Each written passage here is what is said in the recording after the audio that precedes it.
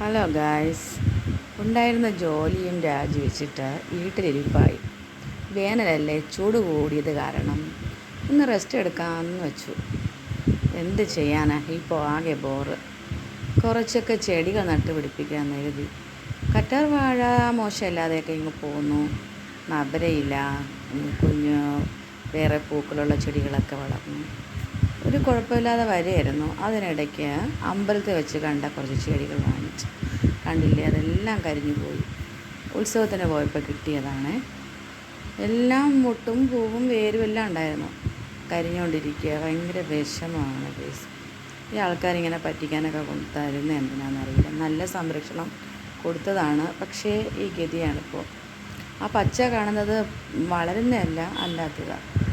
പിന്നെ ഇതൊക്കെ പ്രകൃതിയുടെ ഭംഗികളാണ്. കുറച്ച് ഭംഗിയുള്ളതൊക്കെ ഉണ്ട് സൈഡിലൊക്കെ. പിന്നെന്താ, ആ കാഴ്ചകളൊക്കെ കാണാൻ മനസ്സിനൊരു സുഖമാണ്. പിന്നെ ഞാൻ അങ്ങനെ പോകുമ്പോൾ അപ്പുറത്തെ പൂച്ച വന്നു. എപ്പോഴും ഇവിടെയൊക്കെയാണ് കറക്കം. നമ്മുടെ അല്ല, അപ്പുറത്തെ വീട്ടിലെയാണേ.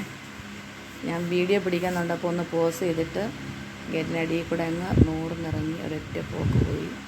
അതുണ്ടോ. അതിനുശേഷം ഇതും അപ്പുറത്തെ വീട്ടിലെ മുല്ലയാണ്. മുല്ല ഒരു സൈഡിൽ നിന്ന് കരിയുന്നു, ഒരു സൈഡിൽ നിന്ന് പൂക്കുന്നു, തീർക്കുന്നു. അങ്ങനെയൊക്കെയുള്ള ഒരു നിൽക്കുകയാണ്. ഇനിയിപ്പോൾ കണിപ്പൂവാണ് നിങ്ങൾ കണ്ടത്. ഇത് ഞാൻ പക്ഷികൾക്ക് വെച്ചേക്കുന്ന വെള്ളമാണ്. ഇത് മോശം പാത്രമൊന്നുമല്ല. ഈ വെള്ളം പെയിൻറ്റിൻ്റെ ആ ബോക്സ് ആയതുകൊണ്ട് അങ്ങനെ ഇരിക്കുന്നത്. ഇവിടെയൊക്കെ പൂങ്കാവനായിരുന്നു. ഇതെല്ലാം കണ്ടില്ലേ, ഒരു പൂക്കളും ഇല്ല. പിന്നെ എനിക്കിനി അടുത്ത പണി പുളികൾ ഉടയ്ക്കണം. അത്ര പോരാ, എങ്കിലും അതിനെ ഒന്ന് കുത്തിയെടുക്കാനുണ്ട്. പിന്നെയും ഭംഗിയുള്ള കാഴ്ചകളൊക്കെ ഉണ്ട് ഇടയ്ക്കിടയ്ക്ക്.